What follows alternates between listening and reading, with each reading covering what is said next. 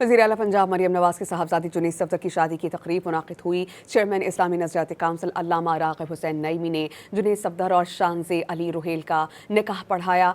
हक़ महर 1,25,000 रुपये रखा गया। जुनैद सफ़दर की बारात मुस्लिम लीग नून के क़ायद नवाज शरीफ और वज़ीर आज़म शहबाज शरीफ की क़यादत में जाती उम्रा से रवाना हुई। बारात में वज़ीर आला पंजाब मरियम नवाज़ शरीफ, दुल्हे के करीबी अहल खाना, वफ़ाक़ी सूबाई वज़रा, सियासी शख्सियात के अलावा मुल्की और गैर मुल्की मेहमानों की बड़ी तादाद शरीक हुई। जुनैद सफ़दर के वलीमे की तक़रीब 18 जनवरी को जाती उम्रा में मुनाक़िद होगी।